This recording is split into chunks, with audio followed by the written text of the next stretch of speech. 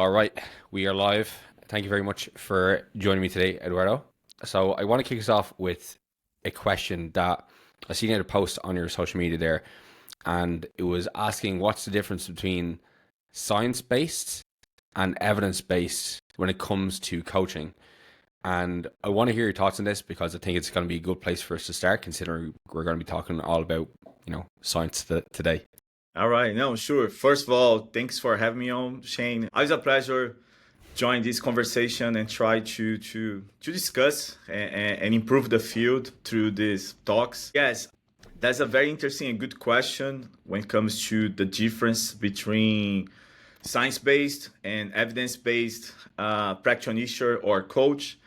I think we have the impression that, I don't know, it's my personal view that the science-based content I came across is more like people flashing papers on the screen or choosing a paper to justify something they are already doing. And again, I don't think that's what even that's not science-based, in my opinion. Yeah, you're just using scientific information or a paper in isolation to support a claim or to support an intervention. And if you are using that to support an intervention, in my opinion, is even more problematic because again, you gotta consider the body of a literature and also other two important things. That's where I think that evidence-based practice supports us to make better, more informed decision. So again, I don't think that it's science-based, although that's what people are using, that when you are, one paper now shows that or demonstrated that longer muscle length induces more growth compared to normal or short bias exercise, whatever. And then that's just one study for one particular muscle. And now you should apply that towards all your clients and all the muscles because you have a one paper suggesting something. I think I'm gonna dive into some limitations about what we do. It's not that what we do is disposable. We are a new field. We're getting better. But again, when it comes to practice, I think as a coach, of course, why evidence-based practice is so important, in my opinion, because it lies on three pillars, pretty much, right? The first one is the best evidence available, and here is something that is even more important because we always gonna, when it comes to what is the best evidence available or the body of a literature, you gotta consider the whole again. It always starts with a fundamental question that uses what you call PCOT, that P, population, I, intervention, C, comparison, O, outcome, and T, time. So just by any practitioner, by just using a structure or a framework to make question, that's going to help them towards their practice. Because usually people goes like, does creatine work, right? It's a very vague question. Or does superset work?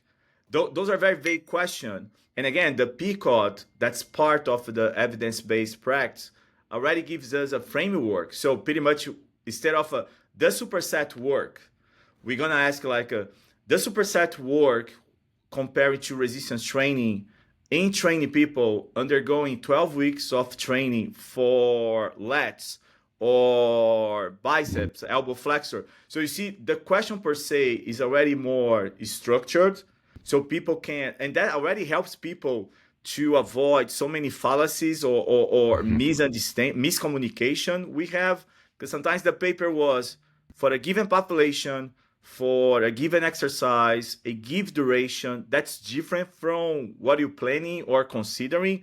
So again, why evidence-based practice? For starters, the best evidence available, and then we start with that structured question, kind of a narrowing down to what you need specifically, and then you're gonna search for the evidence. And when it comes to searching for the evidence, there is appraisal about that evidence. It's not just any paper that was published. Again, there were so many papers were published. They are good. Other papers not so good or with more problematic limitations. And again, sometimes regardless the journal, we can find problematic papers in good journals and vice versa, good papers in journals that now are considered predatory. But again, after you structure that question, you're going to search for the best evidence available. And there is a critical appraisal for that. It's not taken for granted. So that's one thing. And then, okay, now I have my question.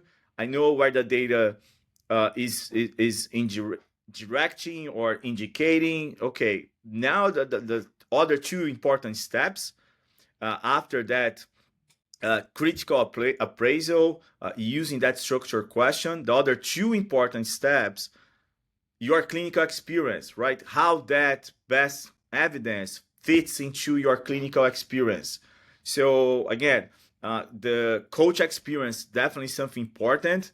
It's not just like, yeah, have been doing this, I'm gonna keep doing that in the same way. But again, fitting into the context of your clinical experience, and also I think the most important, the trainee or your client preferences. So again, a simple example for me now, and a lot of people discussing, right? The full body is the best, or compared to a split. Full body is the best for me because my routine this week was crazy. So I was able to hit twice a week the muscles twice because I ran twice and then I lift twice as well because I had such busy week. But it's my preference now, my lifestyle. So I think again the difference between evidence-based practice compared to science-based, evidence-based practice relies on three key principles: best evidence available, coach experience or clinical experience, and the patient preference. So those three combined, I like to say that think about a stool with three legs. If you remove one leg, the stool doesn't stand, you're gonna fall. I think that's, again, you gotta accommodate all those three pillars together, but you cannot disregard one of them.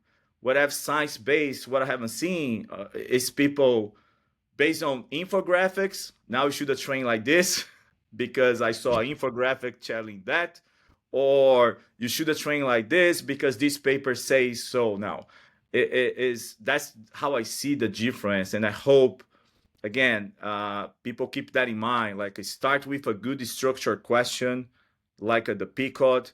You gotta something basic, right? When it comes to I'm teaching my students, I always tell them we can never generalize the paper beyond its findings, population used, muscles analyzed, duration. That's where PCOT helps you. So if you have an outcome in certain scenario, we cannot generalize that beyond or way different scenarios. So that's why I think there is a huge difference. And I saw some people criticizing evidence-based practice, and I think they don't understand what they're talking about. Because again, evidence-based practice relies on three key principles, and you gotta have a critical appraisal for the paper and the scientific literature before deciding if that's a good option for your trainee, for your clients. Yeah, I think with science-based like coaching or science-based training, I think what some people are trying to get from research is they're trying to get like a protocol. They're trying to get the science to tell them what to do. And I think that's not the best way to look at it. The way I view the research and how I incorporate into my coaching is when a paper comes out, I'm trying to understand what the broad apologies, what the broad concept that they're trying to get at from the likes of the paper, and how that kind of fits within what I already know and what like I've experienced myself from my own training, my own results, and then what my clients have experienced. Right, that's that like evidence-based model.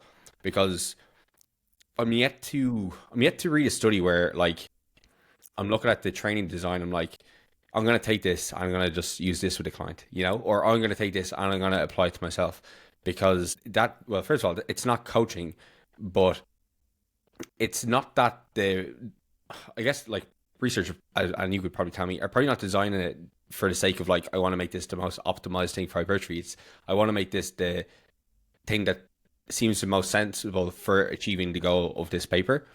And like even when it does come to, say, for example, powerlifting, right? Because that's another kind of an area which I coach within and I compete myself. And when we're looking at like peaking studies, for example, right? Like peaking is a pretty broad concept when it comes to strength. Like we want to go over a certain amount of intensity coming up to the meet. Maybe we want to taper, yada yada yada. But when it comes to me as a coach making a decision, I have to write down some numbers and some sets on a piece of paper or on a spreadsheet. There's no like study that's telling me exactly how to do that. There's no study like even when it comes to rep ranges that's telling me you should use 6 to 10 now, or you should use 10 to 15 now, or you should use 6 to 8 versus 6 to 10. And so much of that comes down to again what you learn over time as a trainee. You're like, and even you making sensible heuristics yourself. One question I've gotten from people over time has been when it comes to volume, and I know that's an area which you have like performed studies in, and people say, okay, well, when do I know if I should increase or decrease my volume based off my response? And like, I don't know if I can't tell you right off the top of my head, is there a study that's going to tell you exactly how to do that? But from my experience, I'm like, okay, well, how are you recovering? How are you progressing in your current training plan? Ask a list of questions that's kind of like form some type of like decision tree as to, is this a good approach for you? And like, if it satisfies the decision tree in either direction, okay, move that direction. Or if it doesn't, stay the same, continue progressing. And so much of this is not, again, you won't find it in the study. It's more so things you develop over time as a coach and as a trainee. No, I love that. And just, yeah, you mentioned two things that are critical to me. First, we scientists, a paper is not telling you what to do. People got to stop to use a paper as a recipe for something. And like you said, implement that more like considering the context. Definitely, that's again, we're not telling you now you're supposed to do this. That's not what we are doing when you are publishing a paper or studying or doing a research question, dealing with a research question. And yes, that's not coaching. If you get a paper, every time a new paper comes up, and then you're going to apply that paper towards your client, I definitely agree with you. That's not coaching. And yes, that decision tree model is something that, again, it goes back to evidence-based practice. It's not just getting one paper and then apply that paper towards your clients. And like you said, very often what we see is people trying to use a paper to justify their intervention, what they are selling. It's a lot of ego. Two issues, right? A lot of ego. People want to sound smart, and I think we scientists, we are way more trained to say I don't know. Right? We are fine for that, but I think I see a lot of ego and also conflict of interest, or people sometimes concerned more about money. I'm selling the product. I can't acknowledge a different option, right? Because that goes against what I'm proposing. And you again, there is not only one way to do research. There is not only one way to grow muscle, and I think people know that at this point. I hope, right? Mm-hmm. Yeah, for sure. I guess obviously one of the most important things though when it does come to kind of understanding more about this topic is understanding how we are going to go about kind of creating the studies and how we come up, like how we even decide, okay, we're going to do a control try here, or we are going to do the likes of meta-analysis over a broad topic. So I guess like for the people in the audience who maybe don't understand like maybe what that like kind of hierarchy of evidence you could say looks like, could you describe like what that kind of tiered system or whatever? I know it's not a proper tier because it applies Yeah, differently in different contexts, but no, explain maybe what they are. yeah, that's a good question.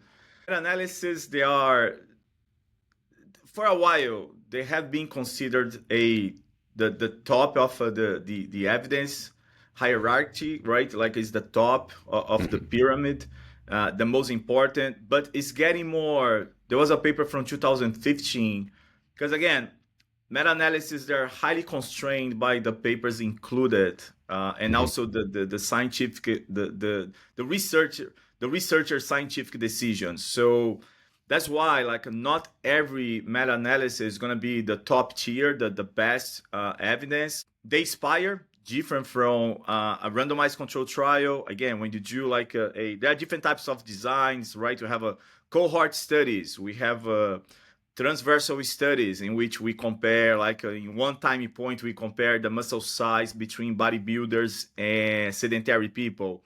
And then randomized control trials, they are considered the gold standard, right? Because people are going to be randomly assigned to different groups. And then we're going to have sometimes a control.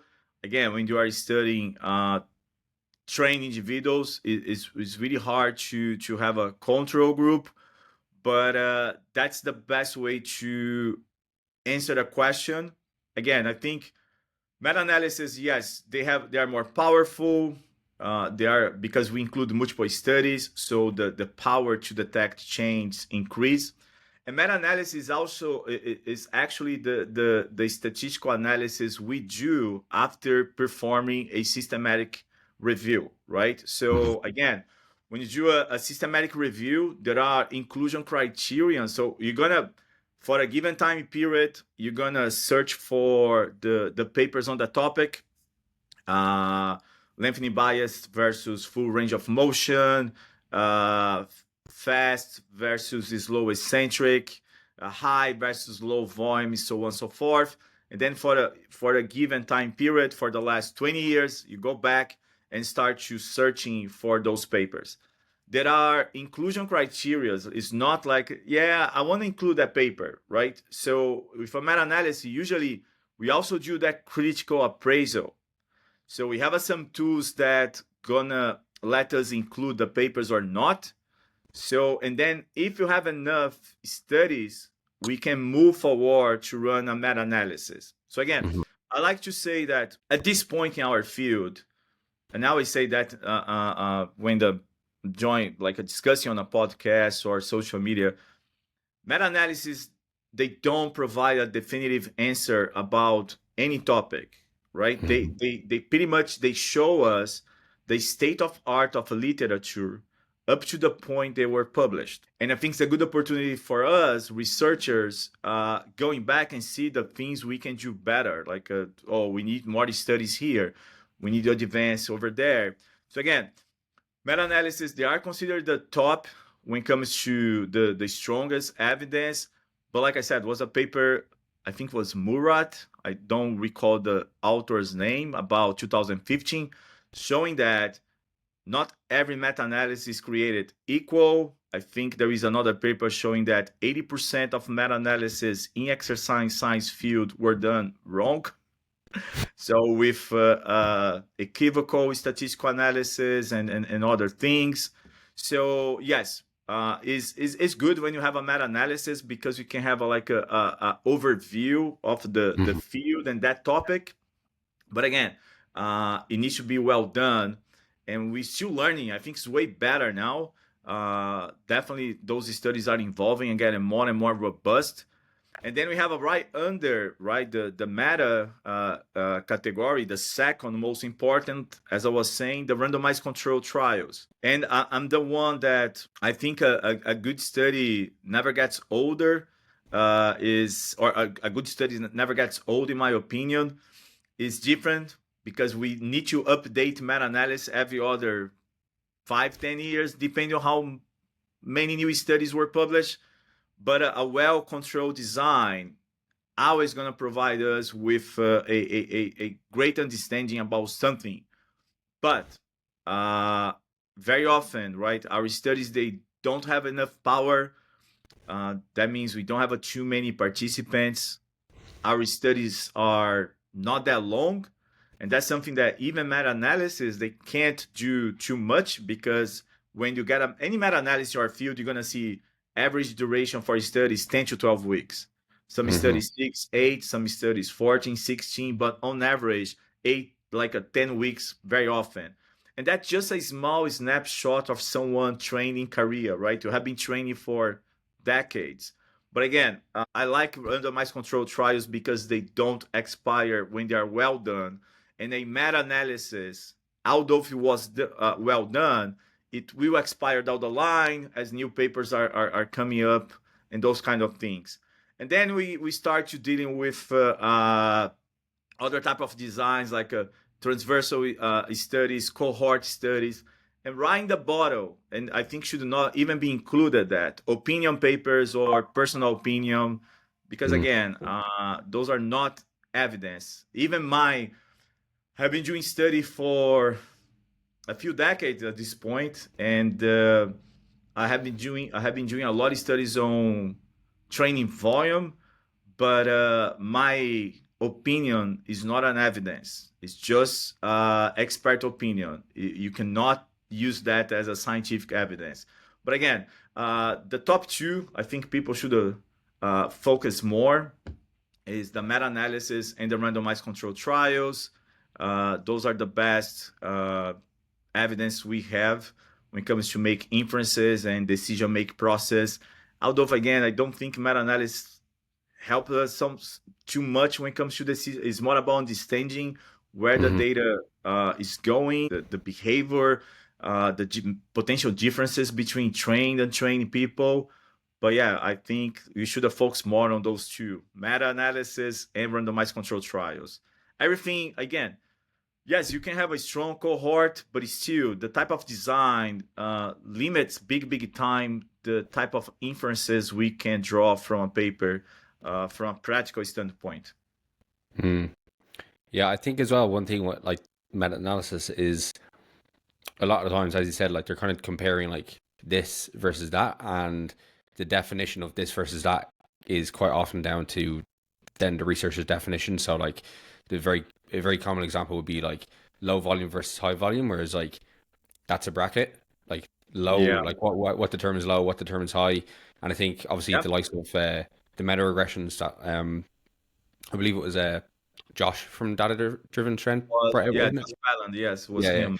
So like himself and then Zach obviously had the one with like proximity to failure, and they're kind of doing it as more of the continuous variable, which it is, right? Uh-huh. It's like you go from 6, 7, 8, 9, 10 RPE, or Yeah. the same with like training volume two. Whereas I think like almost like that has put people into the low versus high in the meta analysis, puts people into camps, right? They're like, I'm a low volume guy, I'm a high volume guy, and as well, kind of at the same time, it's not giving people answers, which again, it's not designed to give people answers. It's just again to try to compare the two variables and see where each of these stands. And I guess like the Ennis paper that you would have been involved in, where you go up to reasonably high set volumes at some points in the study, and obviously there's a lot to push back in that, and that would be like potentially like counted within like one of the meta regressions, right? And I guess like I think that paper for me when I was kind of reading it did not. I didn't think about the practical side of things, like people getting in X amount of sets, and I wasn't like, oh my god, like there's no way this could have happened.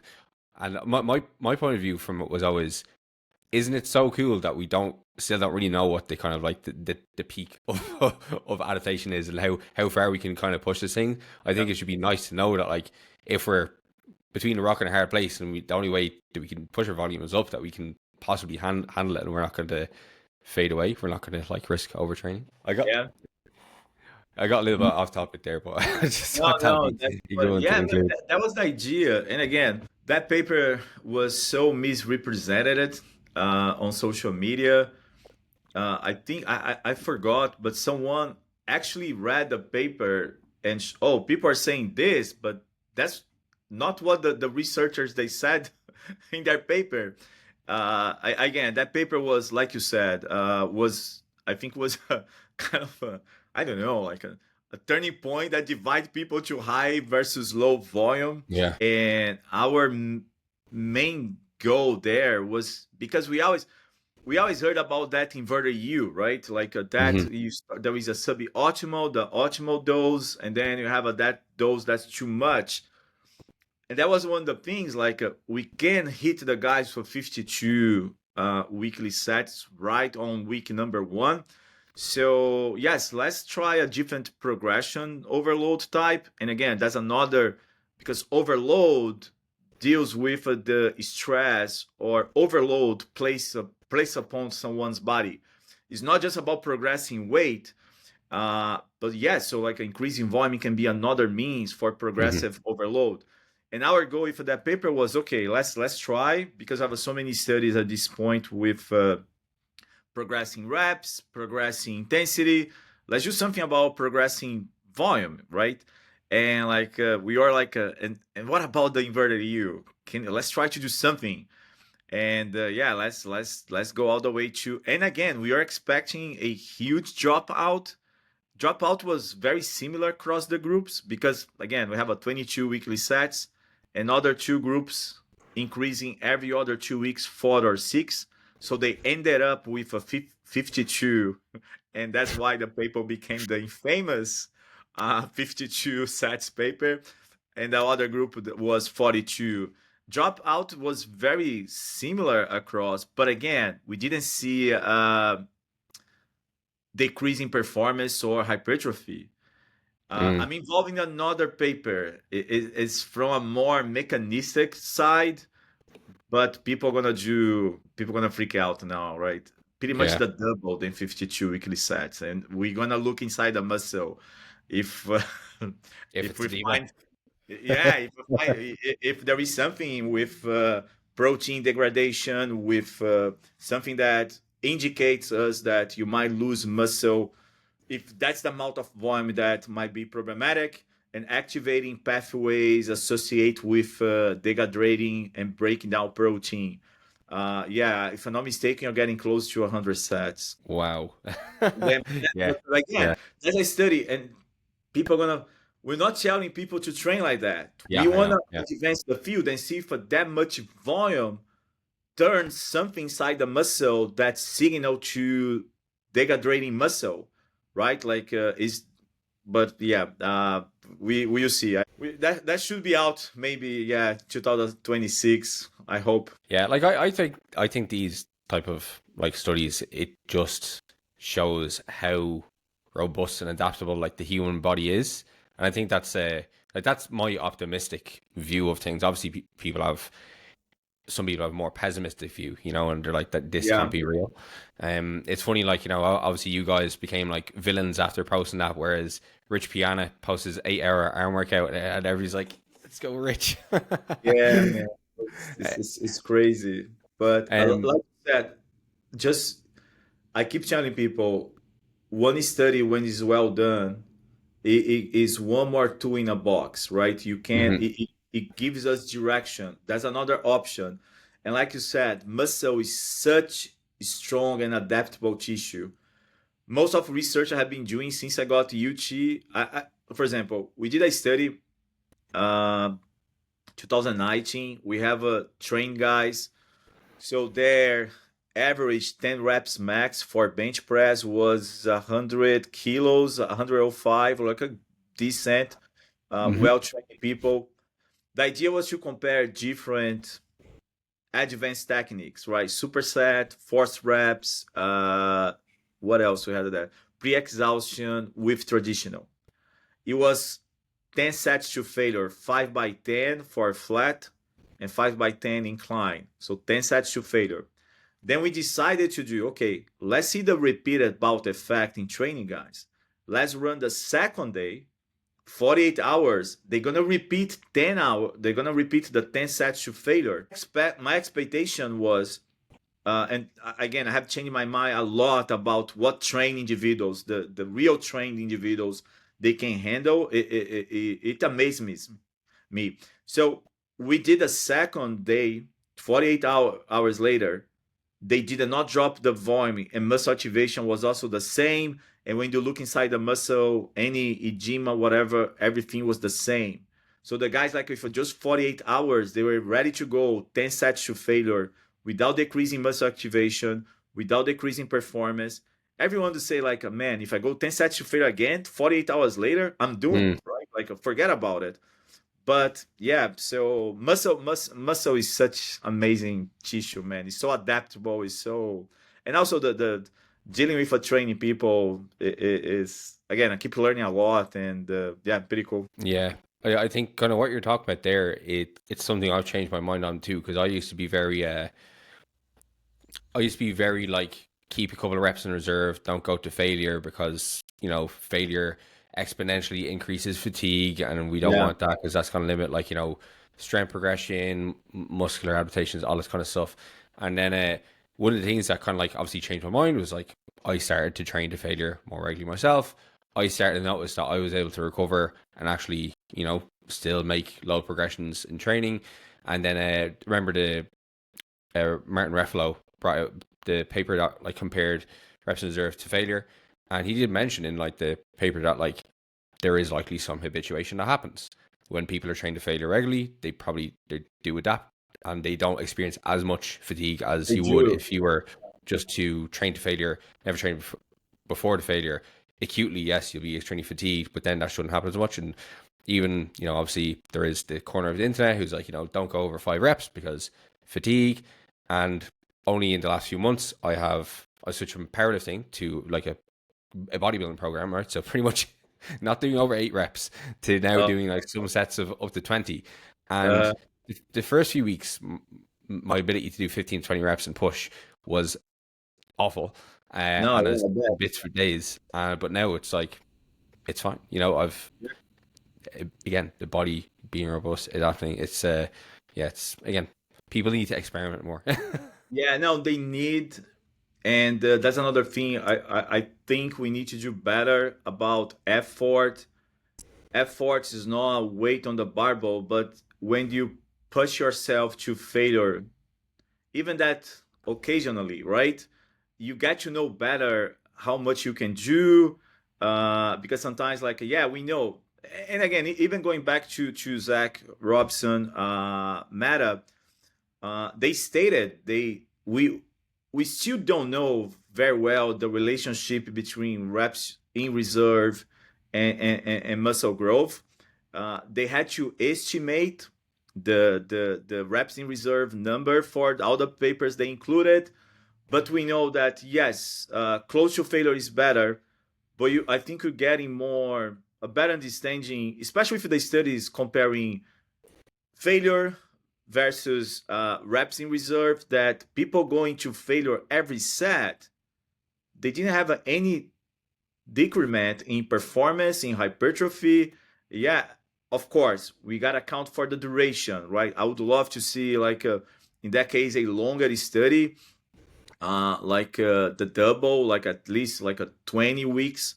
Would the scenario still hold it, like going to failure for such long period? But we know, like, for those short mesocycles, about 8 to 12 weeks, going to failure every set, yeah, does not produce fatigue. People recover from that. Does not produce less muscle growth. Does not produce less muscle strength. Yeah, so that's a thing. But I agree. Like, once in a while, it's fine if you want to train. Like, go to push yourself to failure to understand how much effort, because effort matters when it comes to adaptations. We all That's Mhm. something we all agree. Even as a scientist, we agree that effort matters, and we also agree that it's not just about weight on the barbell, right? It's how close to failure you are.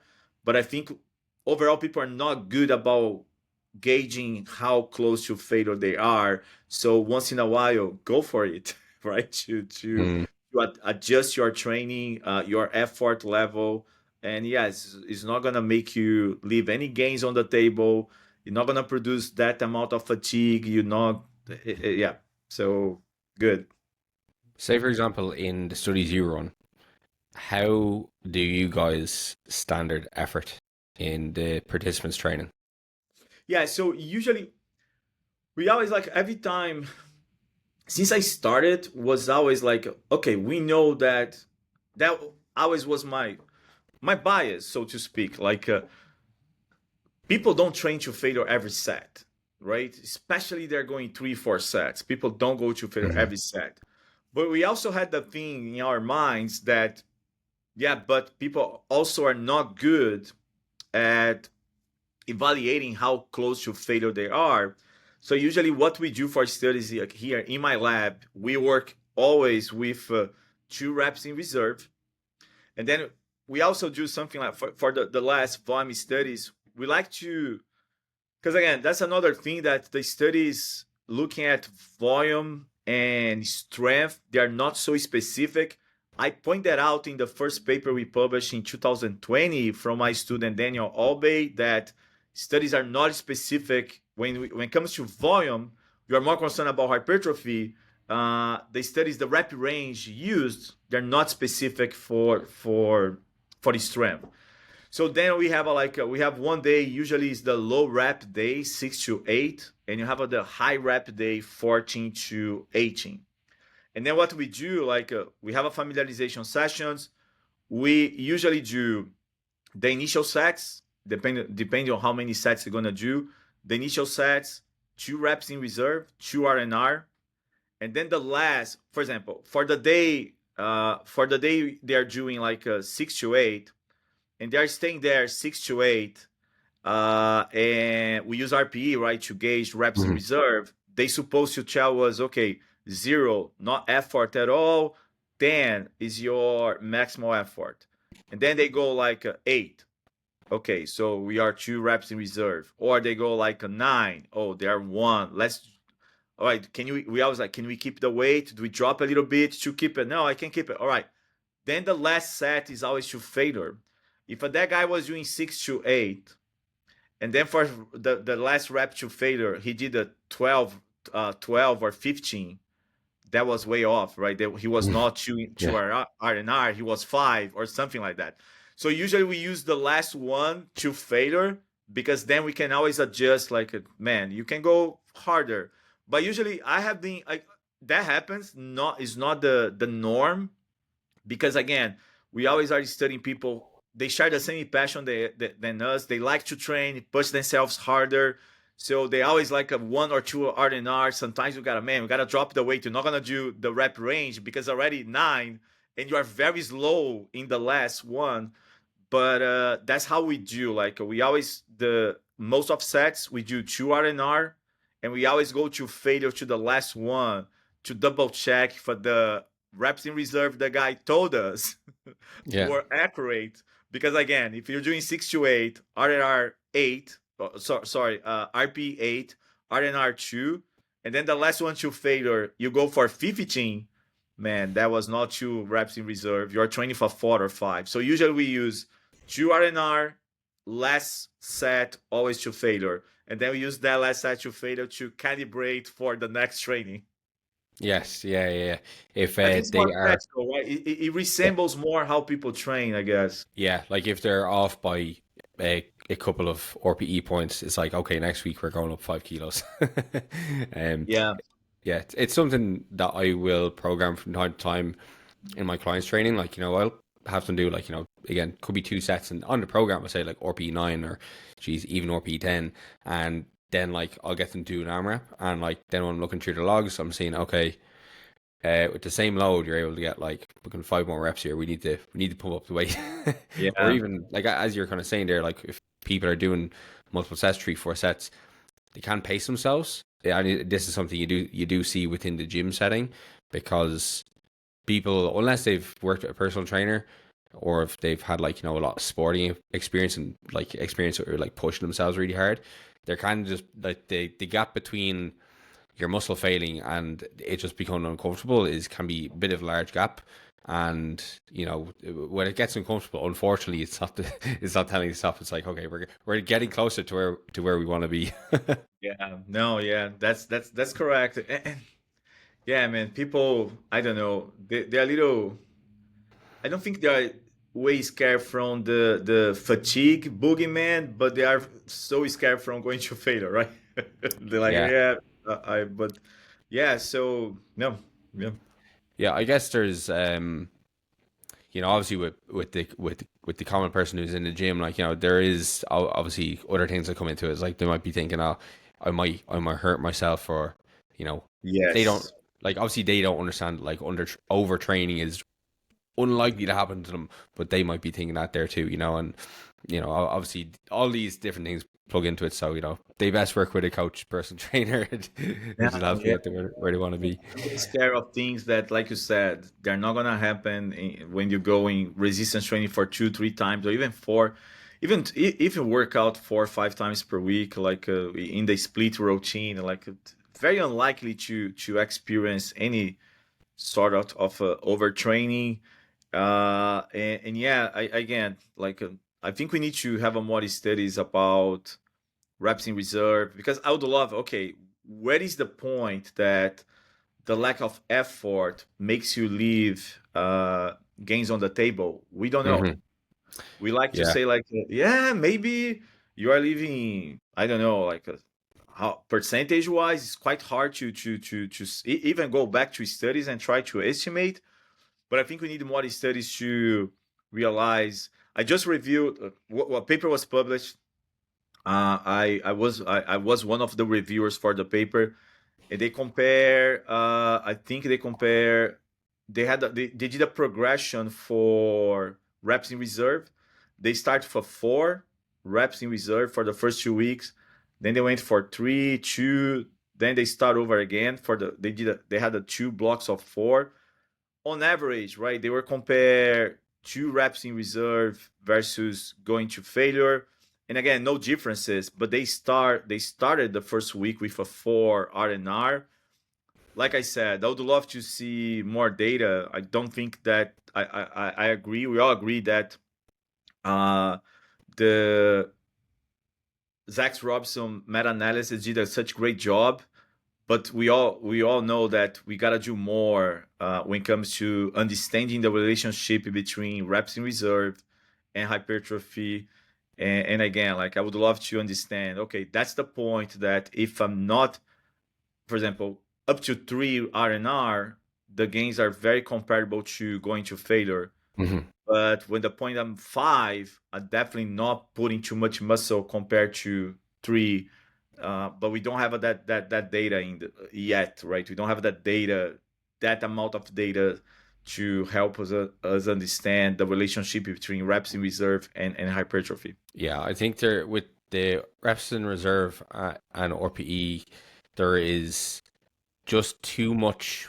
There's too many variables that play into it, of course, because I know from that paper, as you said there, there's like a pretty wide range of like where like the stimulus essentially is being achieved. Like, like most potent up at 0 reps in reserve, but there is even some studies saying like, oh, 10 reps in reserve, this person experienced some growth. And I guess Yeah. like this is something you will have like, the gym bros, the anti-science crowd be like, what a load of bullshit. Like, there's no way this could happen. And I think one thing that's important to, I guess, understand is like, again, it comes back to the inclusion criteria of the studies that are in there, right? Because you know, the average person who's just come to the gym, and they're just starting off, right?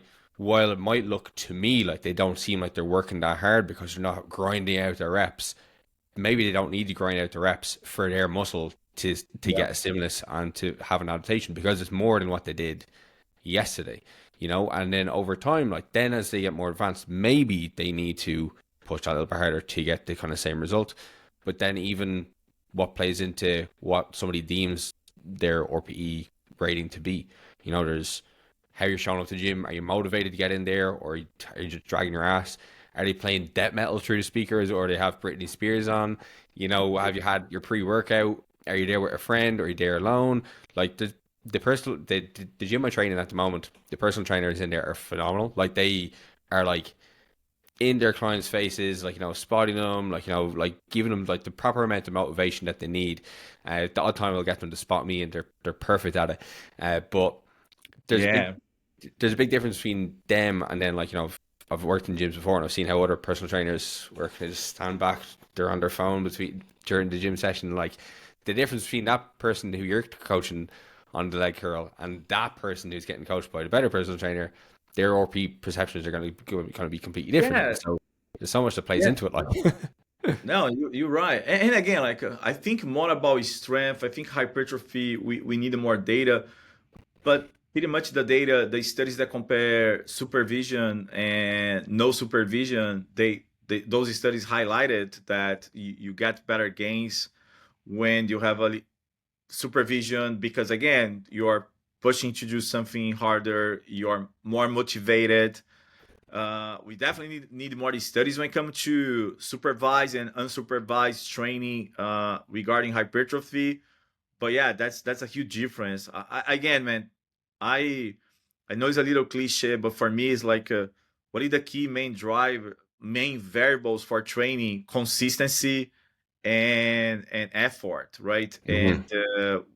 And you gotta find what keep you up, what keep you moving with your workout. Sometimes is again, people like to vary more exercise to be more motivated. People like to train at certain frequency. But yeah, that component about having supervision and someone pushing you, stimulating you, again, studies when it comes to strength, they support that in the more consistent manner. For hypertrophy, you need more studies, but I'm assuming it would be the same. Again, I think someone is still gain muscles with 5, 6, 10 RNR, but not as much compared to someone 1 RNR or 2 RNR. But those are the things we need more data. We need to wait 10 more years from now. I'd even be interested to see, like, obviously I work mostly online, so I'd love to see if there would be a study maybe done in the future where they're saying, okay, if people are having their videos reviewed of them training, do they train harder than when they are not getting their videos reviewed? I'd assume they probably do because they're getting feedback and they're getting some validation too. Would be interesting to see. Um, Yeah. I wanted to, because I think we haven't fully went over everything to do with study design. Of course, we went to plenty of tangents. But I guess like one thing that's very, very important for kind of designing studies in general is like when it does come to recruiting subjects. So I guess like when it does come to recruiting subjects, what are some of the challenges that you do have for that? Because I know this is obviously something that people are always asking about. It's like, does this study apply to me? Again, bodybuilders be like, those untrained participants, that study doesn't like make a difference because, again, I'm a pro bodybuilder, yada, yada, yada. So what are some of the kind of biggest challenges you face when you are kind of getting people to partake in your studies? Oh man, that's a great question. Yeah, it's not easy recruiting people and keeping them motivated to training is again is something that quite challenging. First of all, because that's another discussion in our field, right? What does define trained status, right? What is someone trained? And again, I always, if you go back to all the studies I have been doing since I got here in US at University of Tampa, we always like, okay, it's not just about the training. The training age is minimal 1 year. That's very default by NSCA, right? Like 0 to 2 months, you are like a naive beginner. 2 months to 6, you are intermediate. Above 1 year, you are advanced. And like that's too much, right? Like a 1 year Yeah. advance, especially like it. Of course, depends on what you're talking about. It if you're just hitting machines for hypertrophy, yeah, it might be advanced, and that's totally fine. But if you talk about a power lifter, we talk about Olympic lifter, those guys that rely on technique, 1 year is not enough there for the strength. So we always had a 1 year minimal training age, but we always had like they need to perform. And every study I do for upper body, we use a 1.2 times their body weight for bench press. So our body weight, and again, like the last study, we did a study for myo reps. That's I'm collaborator was from my colleague here at university. The last study is about to be published from the university I work. Is comparing myo reps to traditional, and again, the guys ended up with almost 1.5 times their body weight for bench press. Quite strong. That's wrong, yeah. Because again, we know that strength is a skill, and that means that if you can train in 1 year and in not consistent manner, and if I just consider your training age, yeah, you make the cut. But when they set a performance level, that requires training consistency, consistent, and that's always we had like the upper body bench press 1.2 times, and for lower body for a parallel squat 1.5 times. The last two studies with a training volume, the first study, their average squat was 2 times their body weight, and the last one was 1.90 something For NS paper was 1.75. Again, I think that helps us to have in fact people who have been training in a more consistent manner, because it's not just about how long you gotta be able to perform Hmm. something, but that puts some challenges because then how many people I lose because they go for the test, they can make it, they're out. Mm. So again, if you don't, and sometimes the guys are this, and like can I try? Is funny because sometimes like the guy like a 5 pounds, like a 2 kilos and a half from the cut, man, can I come back? Because we always do like a twice.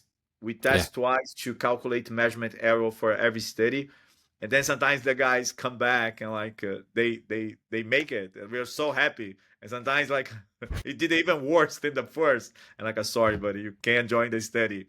So again, the challenge is always about finding people that meet the inclusion criteria, so they have been training for a certain time and also they're able to perform. Although again we use what we call convenience sample, right? Is we work at universities, and most of studies done at universities when it comes to young population, we do studies with students. So yes, it is a convenient sample, people around, but although it's a convenient sample, sometimes a lot of people don't make the cut. So that's one Hmm. challenge. I can tell you that the thing about, yeah, that's not for me. I'm highly trained. What am I gonna do in the lab? Those guys don't know what to do. But I said that so many times. I got lucky. I always have trainers who turn out to be scientists, grad students, and they share the same passion. They're good trainers. I because especially for what we do, resistance training studies, the most important thing is the training. That's why, like, if you're a doctor, you gotta be on the floor, like, in one time in your life. And I think I'm so helpful the experience I got from my mentors, because I always had the opportunity to train people, and I always had them coming to the lab like, you can put a more weight for the guy. The guy is kind of a standing bagging, something like that, or blah blah. So I always be able to, and I always lift as well. So that always was natural for me. So it's the same. I don't stay in the lab very often, but I'm always going to the lab, especially when I have studies with untrained people. I go to the lab and like, hey, pay attention to this participant or that something. Again, it's challenging because we recruit the people, we use those inclusion criteria, and then we gotta keep them motivated for training. I think again, during the recruiting session, like we go like we printed out the flyers, we post on social media, we walk around the campus, we go to the gym, like the my university here have a nice facility, so we go there. Hey, don't you want to join a study? You're gonna get a DEXA scan, muscle size assessment, all those kind of things. Here, you got a free protein for all your training sessions, free pre-workout, and sometimes again, like it takes me 1 year to complete a 8 week study Mm. because I start with if I have a two groups, sometimes I start with a 20, 25, and then I ended up with a total like 16 people, and then we go again to recruiting more people. So those are the challenges. Like again, like we gotta deal with the school semester. If the study goes beyond the school semester, the study's done. Like we're gonna lose Yeah. all the participants. So again, those are the challenges. Yes, it's a we say convenient sample. It's not so convenient sometimes because we are constrained by the school calendar pretty much. Florida, we had to deal with a hurricanes. Last semester was, and we made it. We got lucky because the study was planned to have a break in the middle to get some data collection for the sleeping. But yeah, those are the challenges when it comes to recruiting people. Is not, again, it's not an easy job to do research with students. Yeah. Like I can imagine, and like I mean, it makes a lot of sense as well when you think about like the people who kind of talk against it and are saying, what, well, this sample doesn't represent me, and it's like how many people like you are putting their hands up to say, hey, I'd like you to study me, I'd like you to take care of my training? Like most people who are kind of saying these things are very set in their routine. They wouldn't want their training program altered all that much. Like if I'm being completely honest, I don't think I'd want my training program kind of taken and just be told what to do for 8 weeks, other than my coach, like, you know, the kind of way. And these are all things to kind of consider. And then, as you mentioned, like there could be dropouts, and that could be for a multitude of reasons. And then that kind of impacts, you know, obviously sample size, kind of impacts the like effect size of like the actual study and everything like that. And even with the kind of trainability, I'd say you could say to somebody, like if you're having somebody in there who's squatting 1.5 times their body weight, 1.75 their body weight, like, that is strong. Like most people in the average population will have to work hard for a long time to get up there, you know. And the people who extend past that are going to be, you know, probably like up towards kind of serious to elite people who are Yeah. competing in a sport. And how much of the research is realistically being made specifically for that population, the elite of the elite, when the majority of the population is who would benefit the most from this information, right? It's like, in my opinion, anyway. I Yeah, think like, no, yeah, that's great. That's yeah, great point. And just yeah, before I lose the track, another thing that makes challenging, they're gonna answer your question. Another thing that makes that's challenging is muscle group study.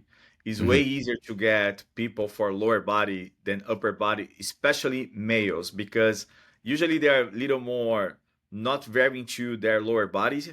They're more yeah, concerned about the upper body, the pack, the delts, the lats, and then like, you know what? I'm not training. It's a good opportunity to train my legs hard. So, but when I got like studies for upper body, and then we got we cannot train those muscles before you come, and it makes way harder. So that's another challenge. Like that's why most of studies you see we conduct in lower body, because usually people even train individuals sometimes like they don't train very. But again, on my end, like I said, as I set the performance level, so they gotta be on top of their lower body as well. So your question, man, is great. And there's a lot of things we keep discussing about why we see so many uh, the results don't align when we compare different studies, right? Is that what you call sampling variance? Because again, we talk about the entire population. Because one thing hmm is, okay, let's talk about the entire population of young individuals between 18 and 30. And then we're gonna get a piece of sample, right? You're gonna sampling and expect that's gonna be representative of the entire population, because we cannot study the entire population. And with even within the context of a trend, like sometimes, for example, all my studies, and that's something I keep like we need to do something better studying, because all my studies with about volume, we did not find that more volume lead to more muscle growth, but my studies had the strongest cohort compared to other studies. It's like it's just a sampling variance, because hmm again, by the way we do sampling, so we have a different cuts or pieces from the entire population, and that's why the studies differ so much. Or there is something about your strength level and how much muscle you gain, and how much volume you need to do. So again, that's something that we don't have a good answer yet. Like, what is the yeah, relationship of a baseline strength on your muscle gains? So why we don't know, we keep saying, yeah, probably the differences between studies is sampling variance, because the way you are sampling to do our studies. But I think your question, yes, it depends. And the type of study I do is like, we don't get funding from that studies, because we are not studying people with a chronic disease. Again, it motivates me. Like, I like the challenging of study trained individuals, because the things don't change too much. Like, hmm I need to be better measuring hypertrophy. I need to be better. So training that population challenges me big time as a researcher. and that's what I like it.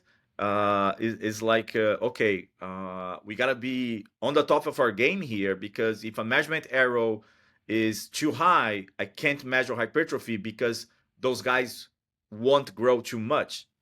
It's the same for the strength. But on the other end, you have that is the top 5% of population, right? Yeah. Can we apply those? We probably cannot generalize the studies, the results or the outcomes from my studies to most of people going to the gym, especially here. Like you said, you have a personal trainers in the in the room in Spain. In Brazil is the same. Here we don't have a personal trainer in the room, right? So most of people are training by themselves, choosing randomly the exercise and those kind of things, unless they pay for a personal trainer. There is no personal training in the room to tell, like, hey, don't do this or do that or push a little harder here. So something that, again, yes, maybe the amount of work and effort the most of people do is different from the people are do studies. But that goes back to the beginning of our conversation, that we cannot generalize the findings beyond a given population. Yeah, we have a way more studies in untrained and trained people, but yeah, very often, sometimes we do a study that is specific to a given population. The problem is when the general people, they get those findings from highly trained individuals, like, yeah, that's what I'm supposed to do now, because, for example, the last paper we published was featured on Men's Health, uh, about the last training volume paper we did. That's a problem when general population start to, oh, I found this paper, but they don't know who was studying it.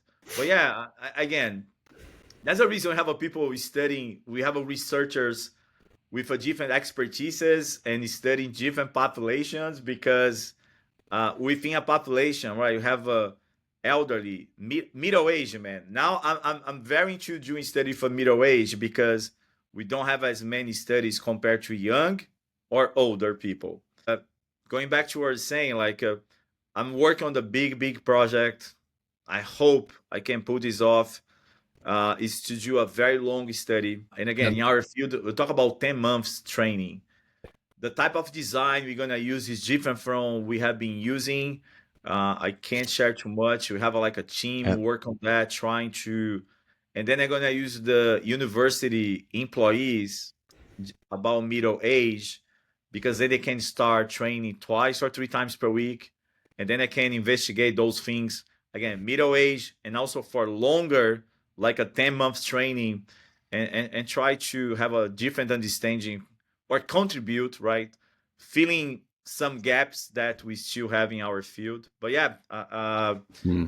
is unfortunately, a researcher cannot study everyone, right? Like all Yeah. the different populations out there. But yeah, that's a good point. Like, Yeah. You touch on a heap of good stuff there. Like I mentioned kind of sampling variance there, and like how just the sample between one study to another study can vary in the results. And kind of going back to what we talked about earlier, you're kind of thinking about the kind of broad context of the entire body of literature versus, again, people saying it's flip flopping. It's not that it's flip flopping. It's just like scientists report the results from their paper. They don't. It's not like this is like a landslide in their mind shifting. It's just like, I investigated this thing. This is what happened from the result, from the methods that I employed, and this is what I'm reporting. Versus saying like, this is the way to do things now. And I think like another thing you kind of were touching on there was like how difficult it is to, assess muscle gain in people who are trained. And like obviously there's a lot of this that does come into like the length of a study. And but I guess like there has been some papers that have been looking at like people who are trained, and we're kind of assessing how much muscle they grow over X period of time. And I guess like in this context, like we are working what on analysis about this. We should have some cool answers there soon. It's a big team. Like, Zach Robson is there. I think we have Brandon Roberts. We have Brad Schofield. We have Mike Roberts. We have a lot of people. We are working on that. Yeah. Okay. I hope. And again, the answer going to be constrained by the studies we're going to include Of and the course. duration. But you're going to try to answer the question how much someone can grow. That's definitely it is a very cool question, but it's a very difficult question to answer. Yeah. And I guess my question to you on a realistic was going to be like how can we even determine what a significant gain is in that context? Because it's kind of vary right between somebody's experience in lifting and how much more they can potentially grow. Like, if we think about like, maybe a ceiling effect to muscle growth potentially. But like how could we even determine significance in that regard? Because I think that's something that I can't remember which exact paper was. I remember there was a critique of one of the studies where they said like, oh, they gained like the diameter of a bologna piece of bologna in terms of like muscle mass, and it's Yeah. like, I mean, look, yeah, it seems small, but I mean, if over another period of time you get an extra little bit of thickness to that bologna and whatever, like assuming that most people don't train purely for the outcome, it gets to a point where you're just doing it for the love of the process.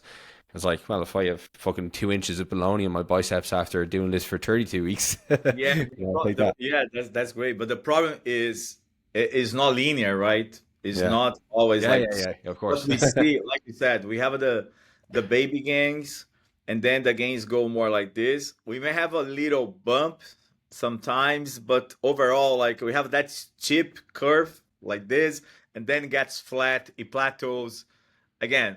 We see that for strength in powerlifters. Have a nice, I think it's from, I don't know if it's from Dr. Pack. Dan I Van know Hook. Jamie Stewart was Yeah, involved too. Like, and again, his strength changed way more than muscle size, yeah. and after a while it plateaus. Again, we still don't know what is the ceiling effect about muscle growth. I think we all believe there will be a ceiling effect, right? We not keep growing forever, like you said. It was linear. We will be big and big over time. Again, like is hypertrophy changes way less than strength, and we saw that after a while we're gonna see that plateau in the hypertrophy response. What is and that's another common mistake people do, right? Like is especially on social media, sometimes like, oh, that's statistical significant, and statistical significant, we the very simple way to explain it is whether that outcome is likely due to chance, and then we choose the infamous p-value 0.05, right? Like Hmm. whether or not Yeah. that outcome is due to chance, and you have a threshold to accept or reject that. And another thing is the practical or clinical significance. Now, if that change matters in the real world, right? So, Yeah. and when it comes to whether or not that gains, for me is like first first thing on my end is like I gotta be able to separate the signal from the noise, right? Like the measurements, the what I'm measuring is it gotta be greater than my noise or how much error or measurement error I have when they're doing ultrasound. So that's Mm. the first thing we try to keep in mind. So what is practical significant? Because somehow, yes, we can use a numerical number. The default, the smallest effect size of interest. Very often people use that as 0.10. Josh Pallant, for his meta, he did in a more practical way. He chose, or they chose, right? Was a group. They chose 2%. Whatever was above 2%, they consider that as clinical or practical significant or important.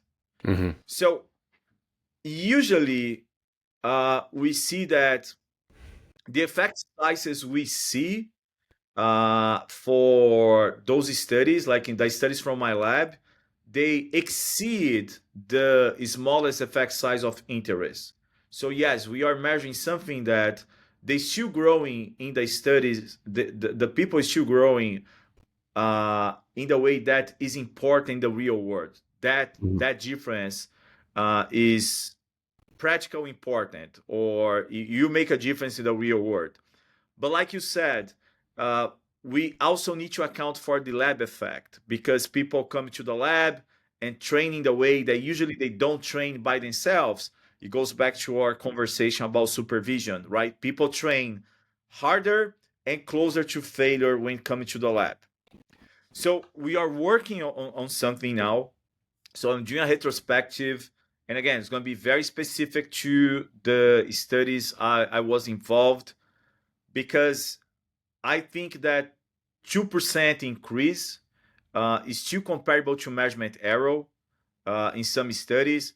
Yes, when I do thickness, my measurement error is below 2%, but I have been doing that for so many years at this point. And thickness, again, is just drawing pretty much a straight line and measuring how much the muscle you grow. But I'm working on two papers. One is that we have about 300, a little bit more at this point, I guess. Trainees is a retrospective data, and we again, we're gonna use that. We're gonna use that data to try. We're gonna do a Bayesian analysis. We're gonna try to use that data to understand about what is the standard deviation, the average change, standard deviation, and also the smallest effect size of interest when you are studying trained people. We're trying to do that. And the second paper we did is pretty much dealing with the curve for muscle hypertrophy response, because we did a study. I think they are middle-aged. We have one, again, middle-aged, older population, but the study was again, I'm collaborating for this paper. So the study we had 12 weeks training, and they were doing, was an intra-subject design. Again, we always talk about randomized controlled trials as the gold standard. And ideally, when you go for, instead of a parallel group designs, different people undergoing different things, we have the same people and different limbs doing different things. In that study, we had 12 weeks of training, and they were doing 18 sets per week. And now they did another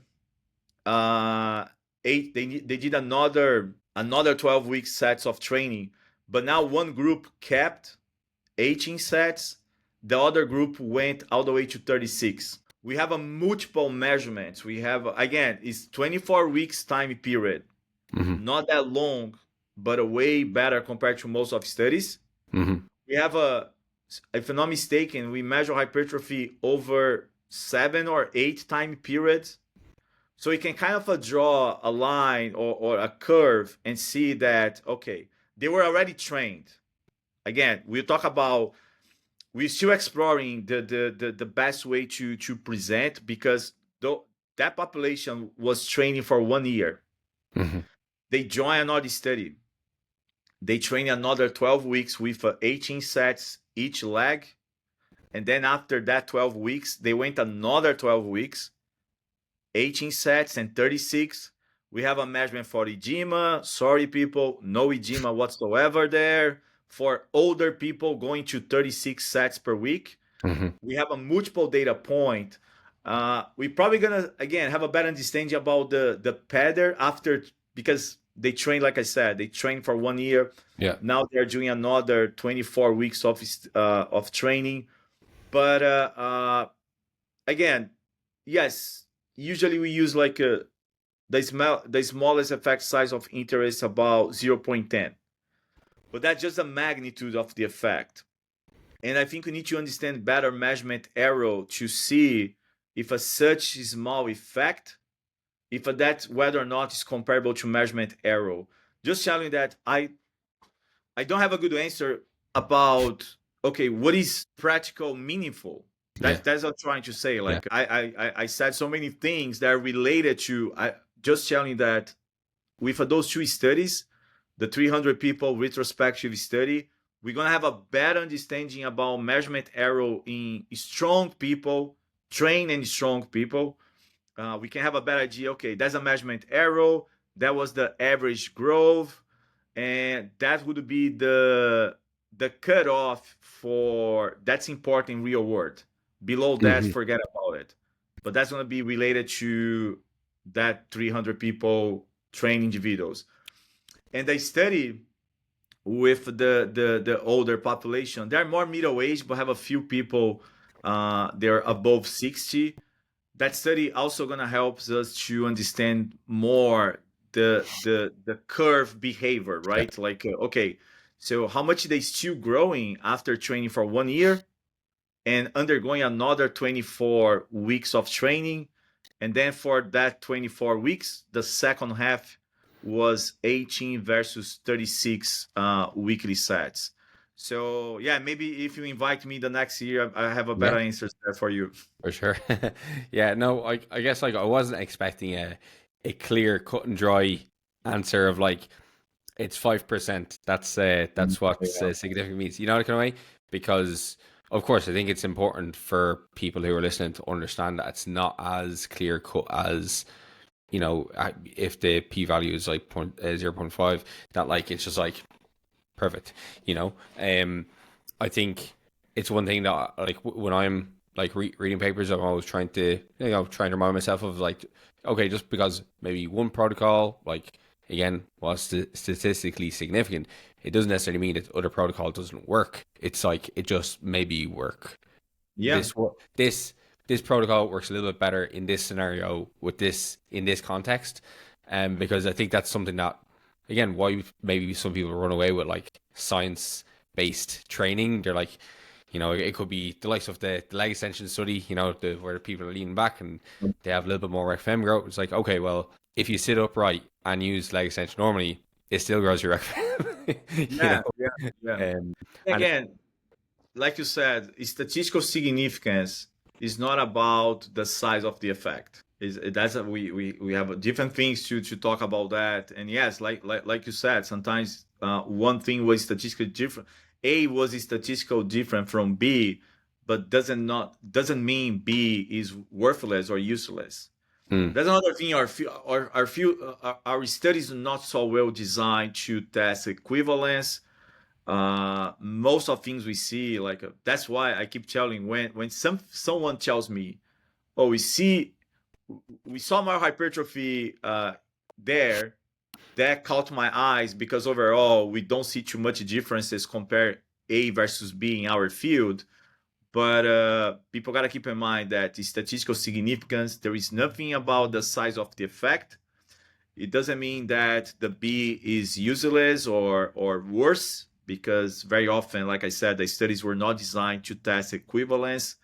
But yeah, that's a good thing to keep in mind. I think also the paper you mentioned that you were doing, it's very smart the way it's designed in the sense that like you have that 1 year of training and then you're gonna have that time period too with multiple time points measure where you're able to see essentially where we start to maybe see the diminishing returns, right? And that's Yeah. kind of like one of the things you look to see, because yeah, like kind of as I mentioned a while ago, once you get to a certain point of training, like I don't think as much as my goal is to gain muscle, I don't necessarily think about I'm going in today to ensure I get like an extra couple of grams onto my side delts. It's Yeah. just I just like it for I don't know. There's lots of different things that I like about training.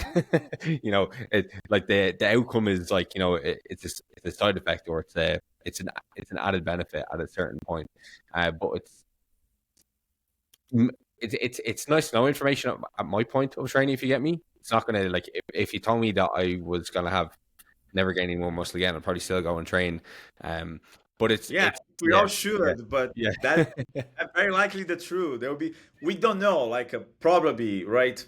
And again, I'm assuming priorities for me are different for you. But after training, again, for me, I'm dad, husband, professor, researcher. It's like I wish I had more time to train and be able to rest the next day and recovery. But always, but knowing how the muscle mass accrual happens or hypertrophy, very likely there will be a point we're not gonna gain any muscle anymore. And again, like I would love to know what is the minimum I can do to maintain the muscle. We don't know yet that, right? For training people, if you stop or reduce, we did studies with untrained people, and surprise us because we reduced by 60%, and they still Mm, preserve the gains. Like they didn't lose anything, but it was 8 weeks and then another 8 weeks. But like you said, I think we should. Yeah, I get it. People sometimes like they want to look nice when they are naked, those kind of things. But think about your health. yeah, Is lifting is a long term investment, right? Is you pay off down the line for sure. But if you focus just on putting muscle and progressing in the short term, because again, as you progress, it's getting harder and harder, right? The diminishing returns is yeah, a principle. It's there. You happen. yeah.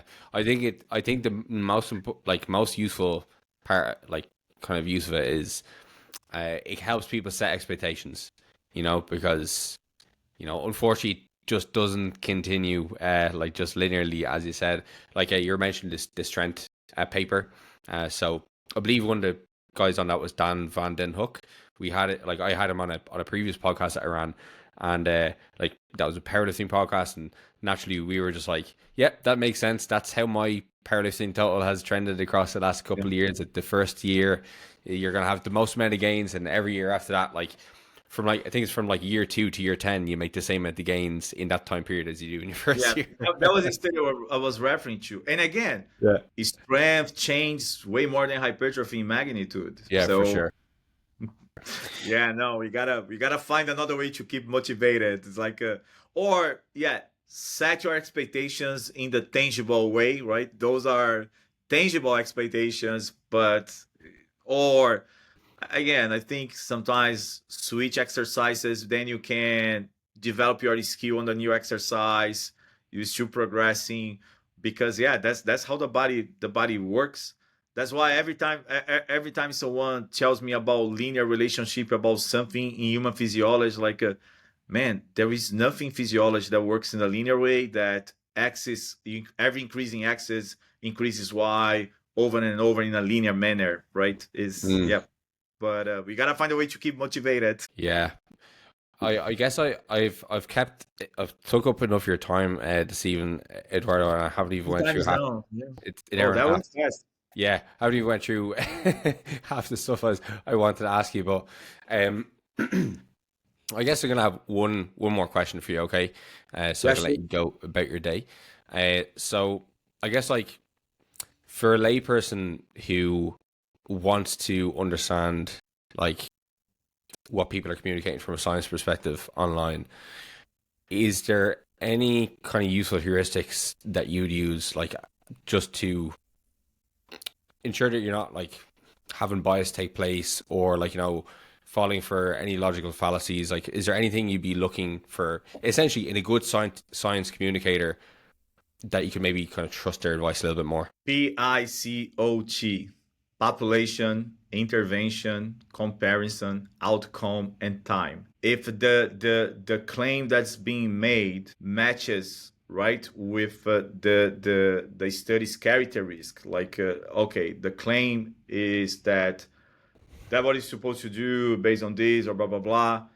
I always try to account for the context. And I think that those uh, the Picot helps to grasp the context. Okay, what population? Because now it's hard for lay people, for lay individuals, because very often the influencers, they transfer the burden of proof, right? They set a lot of stuff over there. You gotta prove. You gotta by yourself. You don't have a time to read papers. You're just a lay individual. You want to go to the Yeah. gym and make our gains and keep being healthy and do your own stuff. And now you have all those flashing papers, all those kind of things. Like, whoa, the guy must know what he's talking about it. but it's always about context. And I think considering about population, there was an intervention used. They compared these to right. That was A was compared to B in that way. Uh, that was the outcome, right? The outcome was muscle size, was fat loss, was strength, and that was the duration of the study. I think that helps people to. It requires training to be able to appraise, Hmm. but I think always logic and the picot may help. Uh, Definitely is going to help there. It's just about, does that sound too good to be true, right? Yeah. Or veer off from people that say there is only one way to do something, and not there is not. I hate that. Oh, that's right, that's wrong in training, because we know there's so many different ways to grow muscle. Yes, especially strength. Strength is a skill, relies on specificity. But if someone is saying that, I, I'm gonna rephrase, start over, because again, Picot, logic, you got to study, understand those things. I really think they help big time. But the red flags for me is that's the only way. That's all you're supposed to do, Hmm. or that's the worst and the best. That person knows nothing about exercise, science, or physiology. I think that's a good start, because Yeah. Big time. people who try to communicate science in the good level, they are cautious. They are they recognize uncertainty.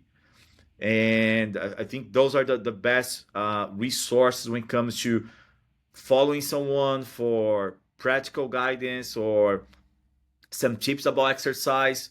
If someone is telling there is only one way and everything above that is useless, if someone say that's the best, that's the worst, forget about it. Good science communication is cautious, recognizes uncertainty, and put the things in context.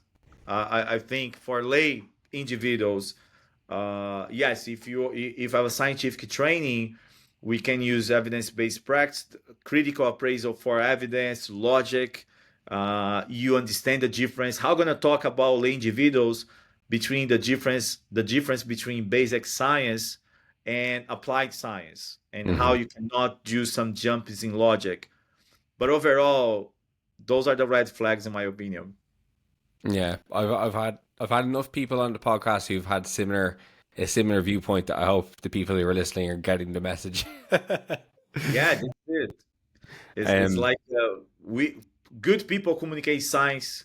They are cautious. They recognize uncertainty. They put the things in context. I think yeah, for lay people, they have a context here. We have a maybe, likely, those keywords, right? yeah, Not black and white statement. Yep. yeah. I think for somebody like yourself who obviously puts out like so much actual research, not like just like you're posting on Instagram. Yeah, no, And it's just, yeah, for example, how yeah, does how do you start reading a paper? yeah. When you get a paper, what is the first part you go? Where everybody goes to the abstract first. I go to the methods, Yeah, because in the methods I figure out if it's worth my time or not. yeah, yeah, yeah, yeah, Because the training I have, right? I yeah. I, I go, Completely. I see the title. Yeah, it sounds interesting. I go to the method section. Usually the experimental design and the statistical analysis part, and okay, now I'm gonna read a paper. But yeah, it's way better, right? I think we have way more information. I think that's a good thing. We have more people talking about those kind of things. But like I said, we have the ego part, the money conflict of interest involved, and sometimes people are more concerned about those kind of things than educate or help other people to to get better, to get healthier. Mm. So yeah, I'm glad to hear that you had other people and they share similar perspective, because that in my opinion is the, although right is a subject, right and wrong are Yeah, subjective of course. Yeah, things, but that was the right thing to do in my opinion, right? Yeah, I like kind of what I was getting at there as well is like, obviously you are in the trenches, you are publishing the papers, you also put out information online, but you're not like spending all your time making posts, right? Like the influencers are making the flashy reels, all the studies flashing up on the paper, up on the screen, and I would, I'd follow the likes of yourself, I'd follow people like Eric Helms and everything like that, and I've always kind of looked up to people like you who you talk from a place of like integrity. There's Yeah. context, there's nuance there, and while that unfortunately in social media is not like the best way to grow your account, and it's definitely not the way to make the most amount of money. It's the way that kind of sits the best with me, and I can sleep the best at night. And I feel like I'm not going to overstep my values for the sake of money or clout or stuff like that, because ultimately at the end of the day, you know, nobody like you didn't get into like your field of work to make millions. Like you got into it because you're fucking obsessed with fucking how bustle girls. I'm gonna say, Yeah, man. No, that's correct. And again, there's so many, of course, people I know, but like you said, Eric Helms, even Mike Ruffalo, Steve from Revive is Stronger. I think he yeah, put a very practical, always concerned. We have a cast from N1. oh yeah, There are a lot of people. Again, uh, I feel bad every time I start saying names because I'm probably gonna left some leave people people out. out. Yeah, They're also doing a great job. Again, posting on social media, communicating science is not my job. Is something I do because it took me a while to recognize I should go out and express my opinion about science and things. I don't know how many people gonna listen to that, but I think it's a researcher doctor responsibility to share their perspective, right? yeah, no, But yeah, absolutely. yeah. Yeah, we need more voice of reason. Anyway, Eduardo, thank you very much for joining me today. It's been an absolute pleasure to have you, and I think a lot of people are going to be a lot smarter after listening to this. So, do you want to let people know where they can find out more about you and where they can read some of your work? Yeah, sure. So, like I said, I have been more active on Instagram. I do have a LinkedIn. I do have a X, but lately, again, it's hard to keep it up all the social media platforms. I'm more active on Instagram, and yeah, so you can find me on ResearchGate with papers if you wanna download something. But communicating, talk about science perspective.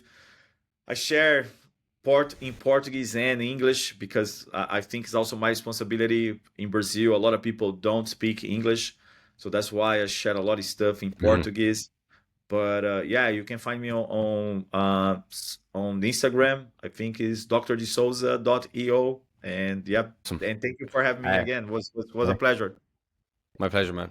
So yeah, if you did enjoy the podcast, make sure to go over and give Eduardo a follow. And if you are into reading a little bit more, obviously go over to his ResearchGate. And other than that, yeah, give the podcast a rating and review on whatever podcast platform you're listening on. And we will catch you next week.